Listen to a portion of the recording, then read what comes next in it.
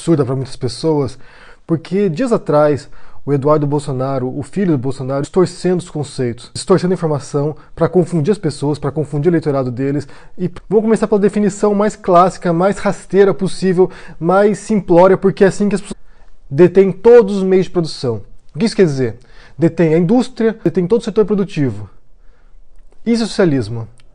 Olhe para o Brasil agora, veja se você adultos. Então você tinha lá centenas de funcionários que todos os dias passavam por listas e listas de produtos da economia soviética, mudando os preços, por causa da inflação, por causa dos reajustes de preços de produção. Então, por exemplo, escova de dente. Eles tinham listas de modelos de escova de dente, né? Não devia ter muitos modelos porque na economia soviética você tinha modelos restritos, mas então tudo passava pelo governo. É claro que era uma tarefa homérica, uma tarefa interminável. É a lei de oferta e demanda. Se há uma grande demanda, a produção tende a aumentar do produto e os preços tendem a aumentar radicalmente no mercado, porque você tinha uma oferta pequena e uma grande demanda. Então é assim que funciona a economia. Não tem. O terceiro ponto é o objetivo de reduzir a desigualdade social. É tentar fazer com que entre as pessoas desigualdade econômica. Isso parte da noção básica do Marx, da luta economicamente, socialmente, explorando o trabalho dessas pessoas. Então o objetivo do socialismo seria nivelar tudo e que todos fossem uma imensa classe média, recebendo de acordo com as suas necessidades. Se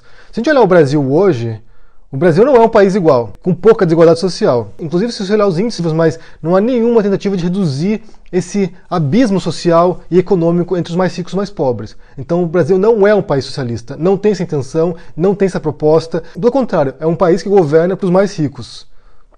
Historicamente e ainda hoje. E tem uma tremenda desigualdade social, sendo um dos países mais desiguais do mundo. Não é socialista na televisão. Eu quero saber se vocês viram essa entrevista do Eduardo Bolsonaro aí, o que vocês pensaram dela, deixa no comentário aqui embaixo.